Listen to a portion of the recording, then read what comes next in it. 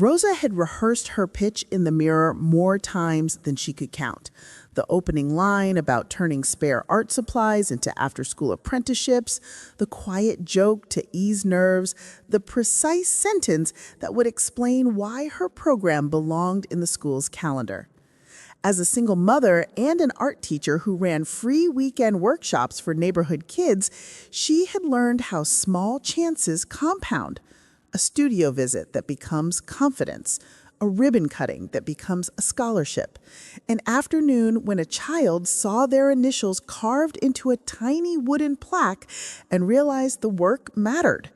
The PTA invitation felt like the next step, a public nod that could bring volunteers and a modest budget. So when the meeting ended and the chair said her proposal was not a fit, Rosa felt something tighten. Not just embarrassment, but recognition. Invisible processes decide who gets opportunities. In that instant, she decided to treat the slight like a problem to solve, not a scene to perform. Gather facts, find witnesses, and make the process too visible to ignore. Rosa left the meeting with the phrase, "not a fit," repeating like a recording in her head. She could have let it go. Instead, she treated it like a problem to be solved. She requested the official PTA minutes, the budget ledgers for the past 3 years, and the list of event sponsors. At her kitchen table, she laid everything out. Printed agendas, highlighted lines, email headers. Paper and timestamps are stubborn things. When arranged clearly, they point to patterns. She spoke quietly to other parents. Mr. Chen, who ran the spring carnival, mentioned offhand that certain vendors were preferred because they donated annually. A former treasurer, over coffee, described informal arrangements that had accumulated into expectation. Donate and you get priority. Each conversation added texture to a pattern that the chair's polite phrase tried to hide. Rosa assembled a timeline, submission date for proposals, the meeting when agenda items were reprioritized, an email from a sponsor requesting display space, and the moment the chair announced the new vendor slots. She saved voice notes with permission and printed the sponsor's email headers, evidence she believed would be steadier than accusation. Her first public move was strategic and deliberate. She asked the PTA for a formal review of program selection criteria and a transparency addendum to the budget report, a short civic request that neither attacked individuals nor accepted vagueness. When the chair replied with a "thank you, but no," and a note about honoring long-standing partnerships, Rosa posted a calm, factual note in the neighborhood group outlining her request and inviting parents to a neutral meeting. Responses were mixed, but a handful of parents stepped forward with receipts and memories. A volunteer uploaded a scanned receipt showing a vendor's recurring donations. Another shared minutes that mentioned a sponsorship committee in passing. Small threads formed into a rope. The PTA responded publicly with a defensive email thanking Rosa for her passion and citing logistical constraints. The language was polite but evasive. Rosa prepared the next step, a one-page fact sheet for neighbors and local reporters, a clear timeline of documents, and a short list of practical remedies, published selection criteria, rotating program slots, and quarterly public accounting of donated funds. She slept poorly, but with a purpose growing in her chest. This work would be granular, records requests, more conversations, and careful public framing. But it would not be theatrical. Rosa's idea of revenge was not to shame individuals, but to redesign the rules that let favoritism thrive. Tonight, she would start turning a small, polite erasure into a public demand for clarity. If you've ever been told, "it's not a fit," and felt sidelined, share Rosa's story with someone organizing in their community. Like, comment, and subscribe. And if you're on any PTA board, ask one simple question at your next meeting. Who decides? Rosa woke early with a purpose: turn a polite dismissal into a paper trail. She started at the school office and requested 3 years of PTA minutes, budget ledgers, and vendor lists. The secretary printed stacks. Rosa carried them home and spread them across the kitchen table, coffee cooling at her elbow. Minutes read calm on the surface. Approved, noted, but careful reading revealed undercurrents. Shorthand notes about preferred vendors and brief marginalia. She called Mr. Chen, who ran the carnival, and Paula, a former interim treasurer. Over coffee, they filled in blanks the minutes left. Mr. Chen described vendors who donated annually and were quietly guaranteed prime booths. Paula showed ledger entries of recurring deposits linked to the same names. Jenna, a parent who'd been at the meeting, remembered the chair mentioning long-standing partnerships when agenda items shifted. Each recollection added texture to the dry records. Rosa recorded conversations with consent and transcribed key lines. She organized documents into folders labeled minutes, ledgers, emails, witness statements, and timeline. The timeline stitched proposal submission dates, a sponsor email requesting display space, the meeting where the agenda shifted, and the announcement of vendor placements. The packet wasn't dramatic, no single smoking gun, but sequence mattered. It revealed motive where a phrase might mask one. Her next move was tactical. Rosa emailed the local reporter who covered education, attaching the timeline and offering interviews. Within a day, the reporter replied, interested in the documents. Media attention, even cautious, made neighbors sit up. A few parents who'd been uneasy agreed to share receipts. Some declined. Rosa kept the ask simple: transparency, not retribution. To formalize the inquiry, Rosa filed a records request for sponsorship agreements and unredacted minutes. The school acknowledged the request and later provided a partial scan. Black bars masked names and marginal notes. The redactions felt like a curtain. Redaction can protect privacy, but it cannot shield decision-making from accountability. She convened a neutral information session at the community center. A dozen parents attended. Rosa presented the packet, read excerpts, and invited questions focused on process. Who signs sponsorship deals? How slots are allocated? What oversight exists? The PTA chair sent a measured reply, thanking her and promising a policy review. The phrase, honoring long-standing partnerships, appeared again. The reply sounded conciliatory, but Rosa wanted structural answers. The next morning, rereading ledgers, she noticed a tiny marginal note she'd missed, the same initial that appeared on a sponsor's invoice. It was small and easy to overlook, but to Rosa it glittered like a breadcrumb. Someone had annotated minutes as decisions were made. That mark suggested deliberation, not mistake. With redactions in place and a pattern emerging, Rosa adjusted strategy. She prepared a public post with a factual timeline, links to documents, and an invitation to the next board meeting. She also appealed the redactions, copying the municipal education liaison and the reporter. Bureaucratic steps were now paired with civic pressure. Before she posted, a neighbor warned that raising the issue might expose volunteers to social fallout. Rosa decided to anonymize witness statements as needed and to provide legal aid contacts for those willing to come forward. She felt the weight of responsibility, but understood that transparency required protection. Late that night, she ran her finger along the margin note again. The small initial was precise and deliberate. The evidence had shifted from vague evasions to a trace of influence recorded in ink. Rosa knew the next move would involve legal counsel and a public board confrontation, and that when the meeting came, she would need allies in the room. If you've ever seen decisions hide behind polite language, save this timeline and share it with a neighbor organizing for transparency. Like, comment, and subscribe for practical playbooks on turning small erasures into public accountability. Rosa decided the story needed to leave kitchen tables and enter public air.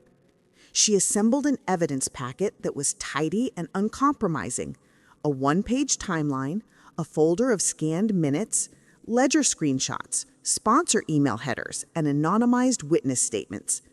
She wrote a short, factual cover note for a local education reporter and offered on-the-record interviews. The goal was not spectacle. The aim was to move the conversation from rumor to records. The reporter replied within a day and requested context, copies of the documents, and names of willing interviewees.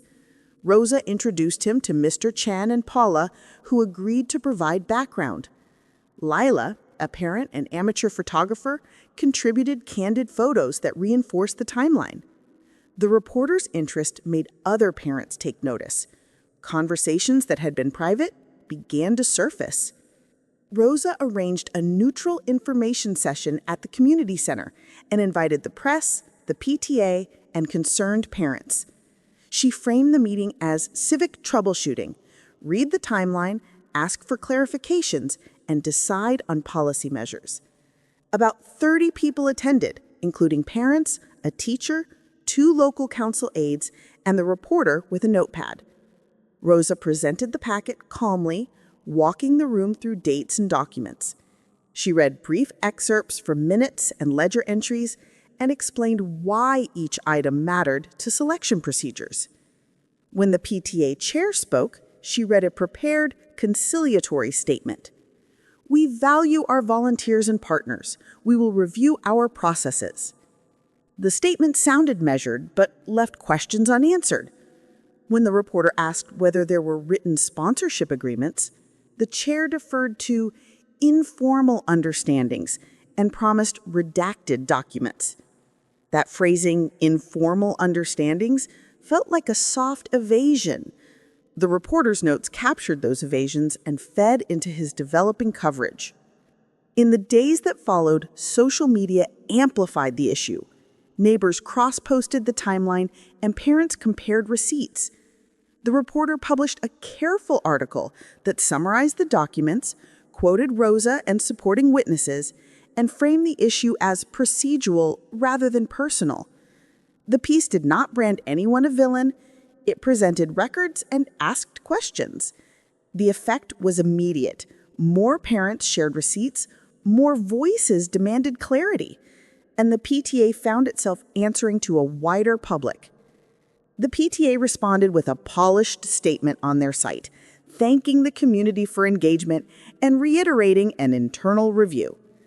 Their language walked a fine line, acknowledging concerns while promising change on a vague timetable. Critics noticed the PR cadence, quick public messaging, but slow structural fixes. That gap created space for pressure to build. Then, late one evening, an anonymous email arrived in Rosa's inbox with the subject line, "Internal Minutes."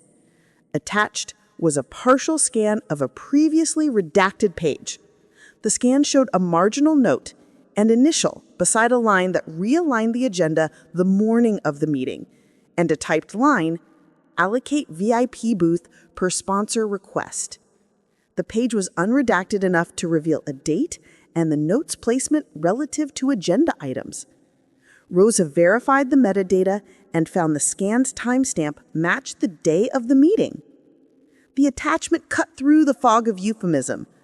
Whoever leaked the partial page had taken a risk, but the content was unmistakable. It suggested active, last-minute steering of the agenda to accommodate sponsor interests.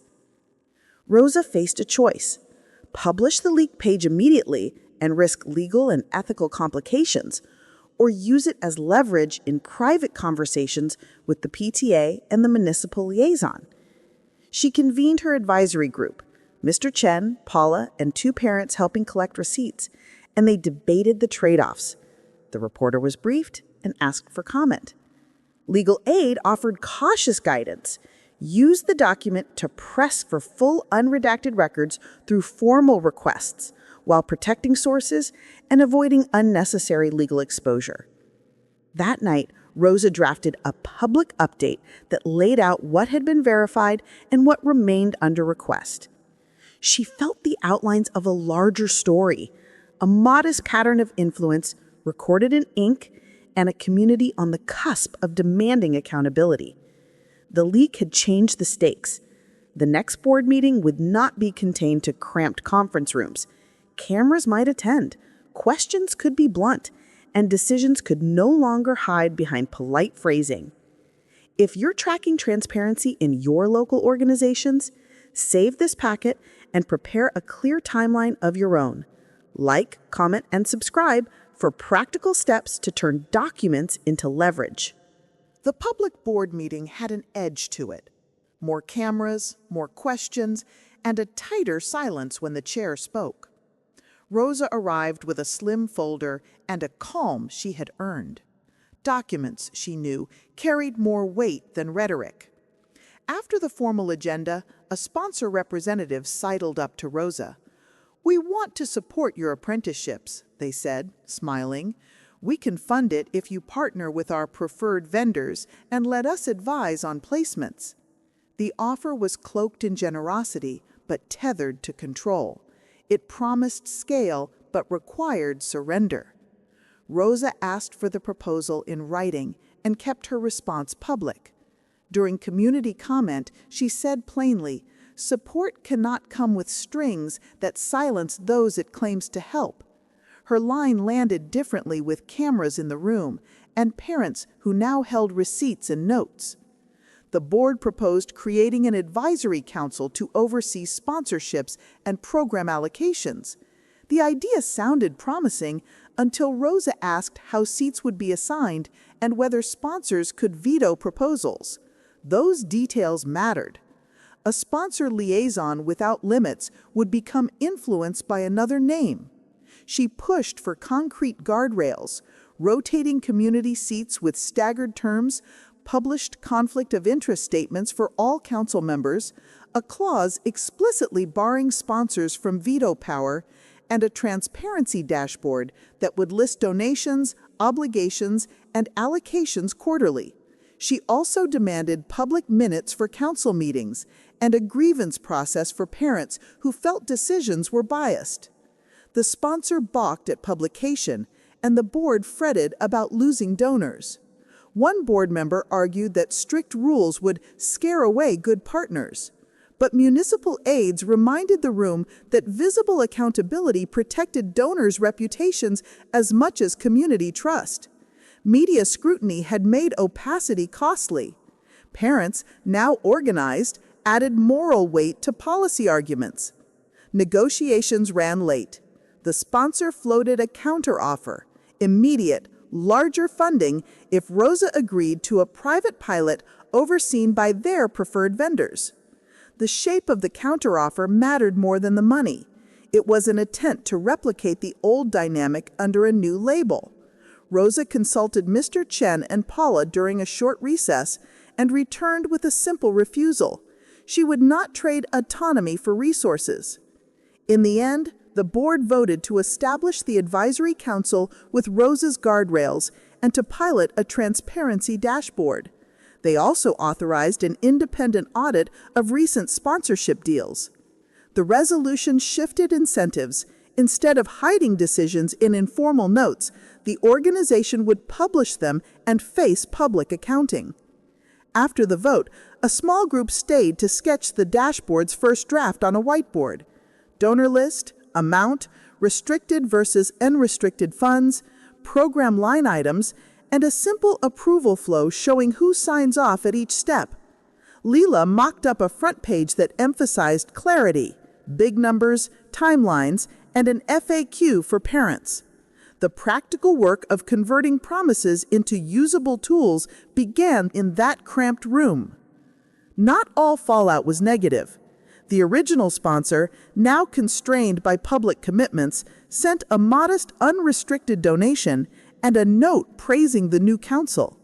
Some donors grumbled, and one board member resigned in frustration. Rosa expected churn. Systemic shifts often rearranged comfort and influence. Walking home, she felt a cautious steadiness. The board had moved from scripted apologies to enforceable processes. The victory was structural, not theatrical. Her next tasks were operational: recruit rotating seat candidates, publish the dashboard minimum viable product, filed the audit request, and set the first council meeting date. She also drafted a short public note thanking volunteers and listing immediate next steps so the community could watch progress. That night, she folded her folder and set it on the kitchen table. The work ahead would be granular and slow, but it would be visible. The missing name moment had become a roadmap, not a single triumph, but a sequence of decisions and tools that would make future erasure harder. If someone offers conditional funding in your community, ask for written terms, demand published conflict declarations, and insist on independent oversight. Like, comment, and subscribe, and share this with any parent group facing conditional generosity. Rosa had always thought paperwork was dull until it became the lever that would pry open opaque decisions. With the board authorizing an independent audit, she focused on the procedural work, public records, legal counsel, and careful documentation. She partnered with a community legal clinic and an independent auditor the municipal aid recommended. Volunteers with spreadsheet skills offered to reconcile ledgers. The strategy was deliberate. Create a paper trail that could not be shrugged off as a misremembered meeting or a polite mistake. The first formal step was a records request. Rosa filed for unredacted minutes, sponsorship contracts, procurement invoices, and communications related to event planning from the past 5 years. The records office issued a tracking number and a delivery estimate. Bureaucracy moves slowly unless nudged, so she calendared follow-ups and logged every response. When heavily redacted pages arrived, she cataloged them and flagged gaps for appeal. Legal counsel coached her on safe handling, preserve metadata, anonymize vulnerable witnesses, and avoid publishing leaked documents that might trigger defamation claims. The guidance felt restrictive at times, but it balanced urgency with prudence. Rosa wanted exposure, not lawsuits. The auditors worked methodically. They matched vendor payment cycles to agenda changes, cross-checked ledger entries with receipt scans parents had shared, and interviewed past and present volunteers under confidentiality agreements. The emerging picture was not a single smoking gun, but a consistent pattern. Recurring donations coinciding with priority placements, marginal notes indicating sponsor preferences, and ad hoc reassignments of program slots close to event dates. Their draft report was granular and practical. Recommendations included publishing sponsorship agreements in redacted form, implementing a public transparency dashboard listing donors and allocations quarterly, mandatory conflict of interest disclosures for anyone signing procurement approvals, rotating community seats with staggered terms on the advisory council, and an independent grievance procedure for contested decisions. The language of the report made the problem legible and solvable. When the board convened to consider the audit, reactions split. Some members embraced immediate implementation. Others worried donors would withdraw support if their contributions were publicly listed. A faction suggested phased disclosure. Rosa and her allies argued that partial measures would leave loopholes. Publish and iterate, she told the room. Opaque compromises become permanent patterns. Media coverage framed the audit as a policy moment rather than a personal feud. That framing mattered. Donors who cared about reputational risk began asking how transparency would protect their good intentions. One small foundation offered a conditional grant to support the dashboard's technical costs, provided the school adopted clear public reporting. The prospect shifted conversations. Accountability could be reframed as stewardship. The practical work of implementation was tedious but essential. Rosa helped draft dashboard fields, advised on procurement checklists, and joined training sessions for volunteers about documenting sponsor requests. The school launched a pilot dashboard that showed donation amounts by category, program allocations, and who had approved each expenditure. For the first time, decisions could be traced rather than whispered about. Resistance persisted. A sponsor hinted at pulling funding. Some volunteers grumbled about paperwork. Rosa negotiated. She pushed to protect small, unrestricted gifts and secured micro-grants that offset the threat of donor withdrawal. When the first grievance came in, a parent alleging a carnival slot had been steered, the new process handled it publicly and documented the resolution. The community could see the mechanism working. The audit changed incentives. What had been informal practices became documented choices. Reducing ambiguity didn't eliminate disagreements, but it replaced hidden influence with steps that could be contested and corrected. Rosa felt a wary relief. Policy had shifted the terrain, and future erasures would be harder to execute without leaving a trace. She also knew vigilance was necessary. Policies needed upkeep, audits would have to recur, and community engagement had to remain active. Still, the practical victory felt durable. It was not a cinematic revenge, it was civic plumbing that redirected power. If your community faces opaque decision-making, file a public records request and partner with local legal aid. Start with one procedural step. It can lead to systemic change. Like, comment, and subscribe for more templates and checklists to help you organize.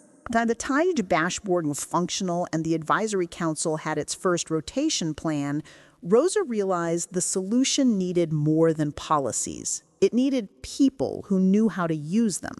She launched a modest fellowship, 6 months of training for parents and neighbors on procurement literacy, budgeting, public records requests, and how to read a dashboard. The fellowship paid small stipends so working parents could participate, and it met in the evenings at the community center with childcare provided. The first cohort arrived with varying skills: a retired accountant, a young teacher, a baker who ran a community kitchen, and 2 parents new to organizing. Rosa designed the curriculum with the auditor and a municipal liaison. Hands-on workshops, a mock procurement exercise, sessions on evidence gathering, and guest panels from nonprofit leaders. Each week ended with a tiny deliverable: a records request draft, a reconciled spreadsheet, or a short public post. Early problems surfaced. A neighboring district copied the dashboard but skipped rotating seats, and within months, the council there was co-opted by a small group. Rosa treated these failures as case studies. She invited the frustrated leaders to a peer review, adjusted the syllabus to emphasize term limits, stipends, and conflict of interest clauses. The playbook evolved. Iteration became the norm. Scaling required partnerships. Rosa partnered with a local university's civic studies program to certify the fellowship and to secure graduate research assistants. The university gained real-world sites for study. The community gained analytic capacity. A regional foundation offered a 3-year grant to expand to 3 neighborhoods, conditional on public reporting. The funding allowed Rosa to hire a part-time operations lead. Technical safeguards hardened. The dashboard added multi-signature approvals for large expenditures, automated alerts for last-minute changes, and a public log that timestamped who approved what and when. Fellows learned to read alerts and trace anomalies to vendor payments or calendar edits. The system made it easier to spot change early, not just after the fact. Pushback continued, but took new shapes. One donor tried to route a large gift through an affiliated nonprofit to avoid disclosure thresholds. The operations team flagged it, public logs made the attempt visible, and the entry was corrected. In another case, a contractor offered an informal kickback. Fellows reported it, and the contractor was barred from bids. These were small wins with outsized preventative impact. The fellowship created network effects. Alumni cross-audited councils, shared templates, and coordinated responses to regional proposals that risked displacing apprenticeships. A mother in the East Side used the model to stop a developer-backed program that would have rerouted funds away from neighborhood projects. The alumni chat became a rapid response tool. Rosa watched the movement's language shift from complaint to craft. Parents no longer said, "They didn't include me," but asked, "Show me the minutes and the approval trail."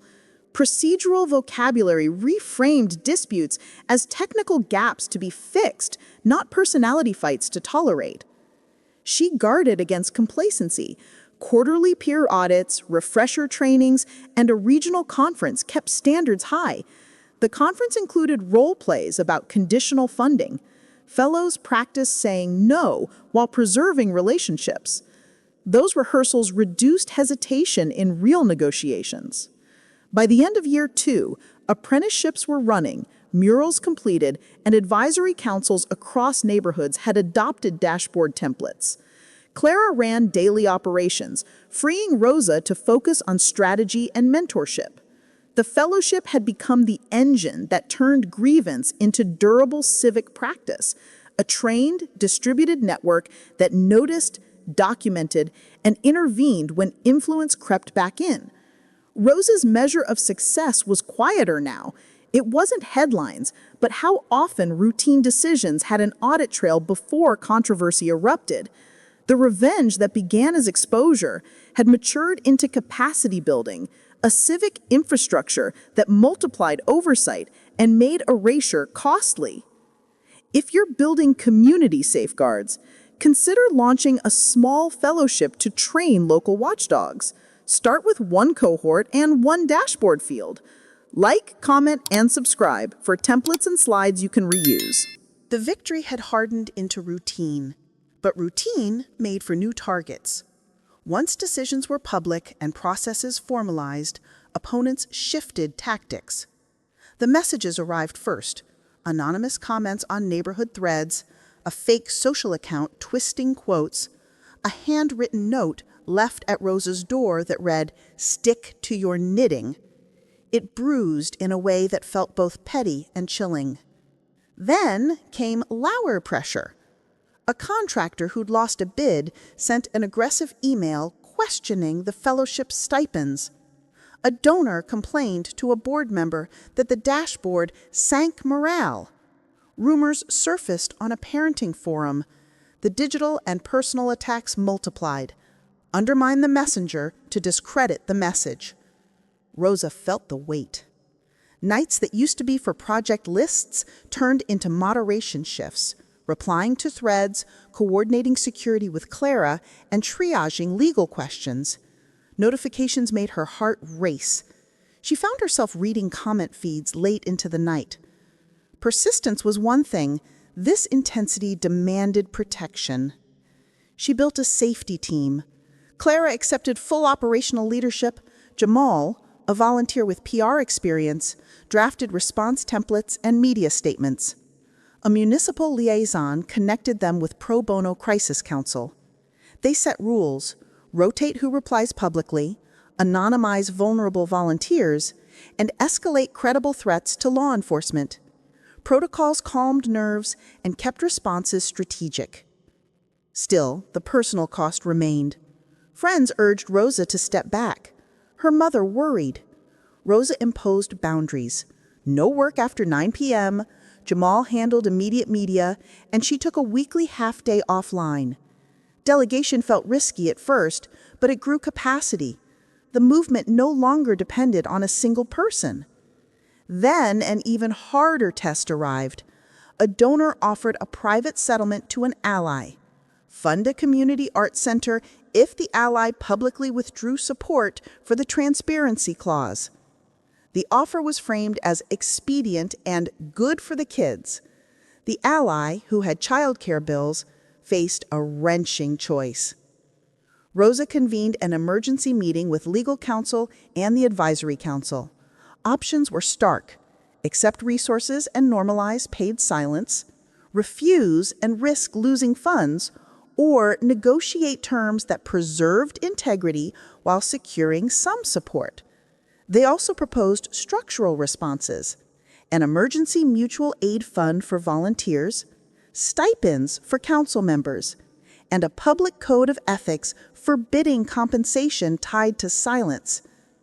The allies' dilemma exposed a hard truth. Policy alone cannot erase power imbalances.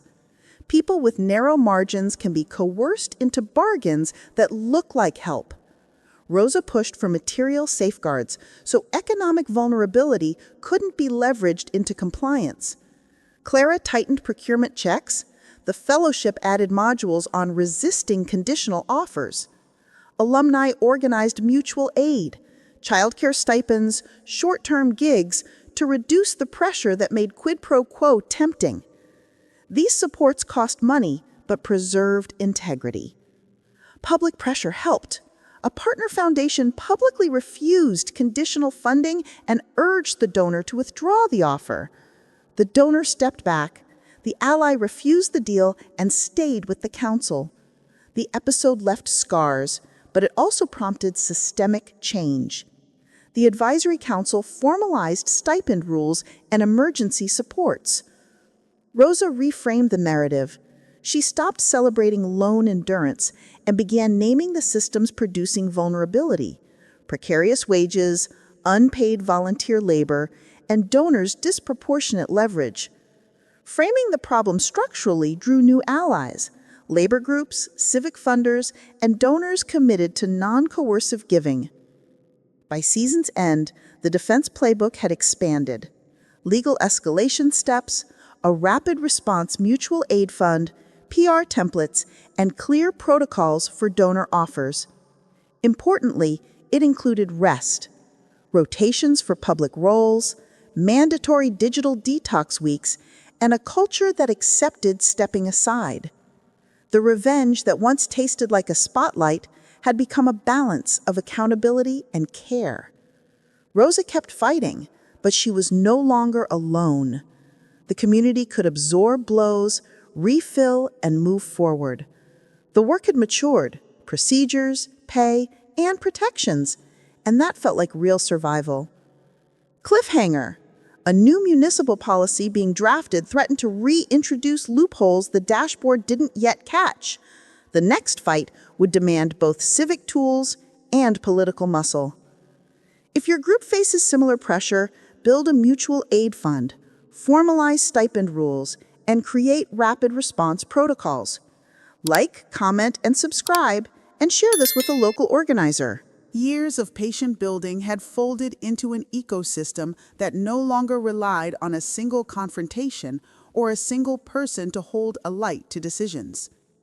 The dashboard pulsed with small entries every week: donation amounts, who approved line items, and a log of procurement signatures. The advisory council rotated seats on schedule. Stipends meant working parents could show up without choosing between their paychecks and civic duty. Rosa found herself less in the front line and more in rooms where systems were debugged. The advisory council had matured in predictable and useful ways. Rotating seats had produced leaders who understood procurement minutiae and could read a ledger as readily as they could a PTA agenda. Staggered terms prevented the slow consolidation of influence.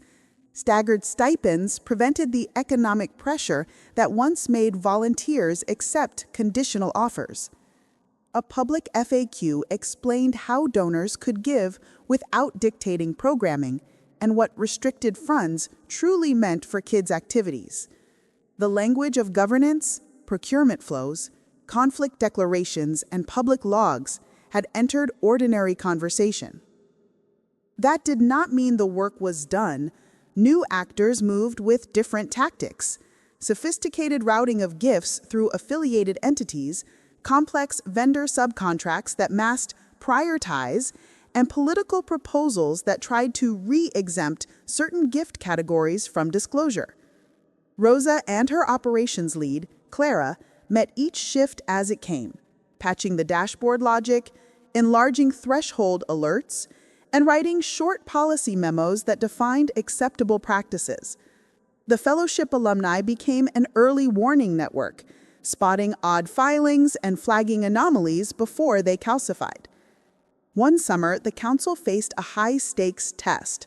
A developer with a history of philanthropic marketing proposed a multi-year community arts fund that would pump money into school programs while offering naming rights and vendor exclusivity.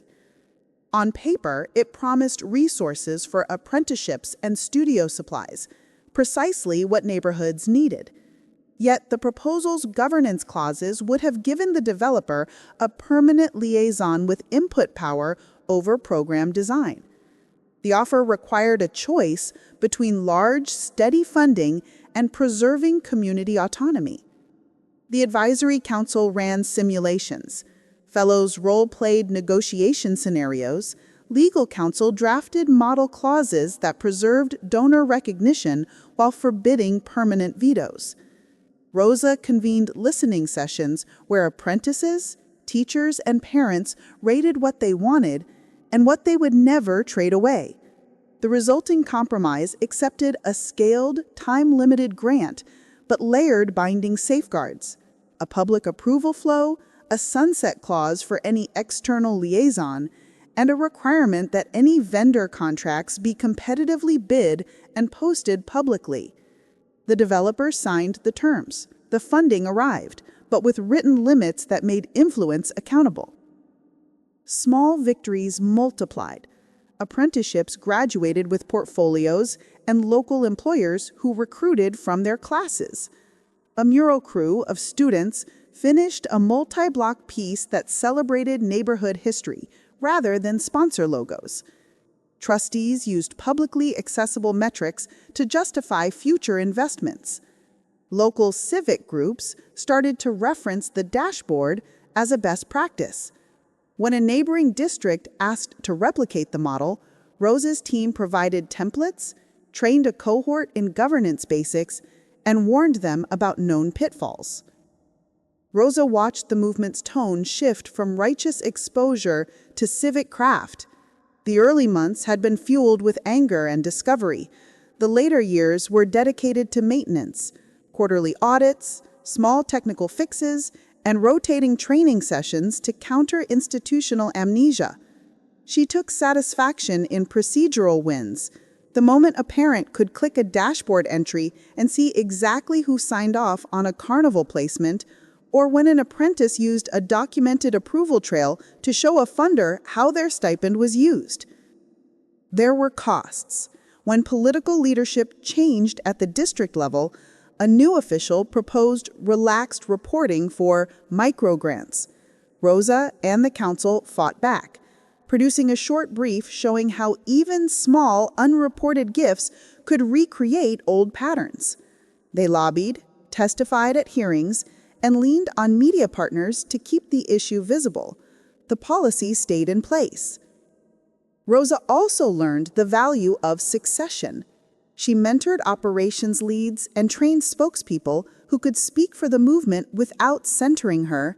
Delegation reduced burnout and made the model resilient. When personal attacks came, the network could absorb them. The fellowship alumni ensured continuity. When one neighborhood's council faltered, a peer review group from a neighboring alumni stepped in. On an autumn afternoon, Rosa stood by a mural the apprentices had finished and listened as kids recited their plans for summer projects. A parent she'd never met came up and thanked her for creating systems that made participation possible, not just for activists, but for ordinary families. That, more than any headline, felt like the vindication she had wanted. The erased opportunity had not been avenged by public shaming. It had been answered with infrastructure that made erasure less likely and voice more common. Rosa knew the landscape would change again. New donors, new legal tactics, and shifting politics would always test the model. But the system, the dashboard, the rotating council, the fellowship, and the civic muscle had made erasure a harder gambit and community voice an ordinary expectation. What began as one mother's reaction to a polite dismissal evolved into a durable set of civic practices. Rosa's story shows a path from irritation to institution building. Document the incident, gather witnesses, use public pressure strategically, demand enforceable remedies, and then invest in people who can keep those remedies active. The key lesson is simple but often overlooked. Exposure alone rarely solves structural problems. Systems do. Practical takeaways. Always keep receipts, emails, minutes, ledgers. Produce a clear timeline that turns anecdote into evidence. Ask for public remedies, dashboards, rotating seats, conflict of interest rules, and build capacity by training local leaders so oversight outlives any single person. Protect volunteers with stipends and mutual aid, anticipate attempts at capture, and treat governance as ongoing maintenance, not a one-time victory. Ethically, Rosa chose a form of revenge that rebuilt rather than destroyed. Her aim was not to punish individuals, but to reduce the structural conditions that allowed favoritism. That choice made the work replicable. Other neighborhoods could adopt the dashboard, run fellowships, and create civic muscle without mirroring a single personality. If you're organizing in a school, nonprofit, or community group, start small and practical. Request minutes for the last 3 years, map donor ties, and ask one clear governance question at the next meeting. Use the playbook. Document, publicize, formalize, and train. The result won't always be dramatic headlines, but it will create processes that protect opportunities for the many, not the few. Download the one-page timeline template in the pinned resources, organize a 60-minute community review using the chapters from this series, and consider launching a small fellowship to train 2 or 3 local leaders. Like, comment, and subscribe for more packets and templates that help you turn exposure into lasting change.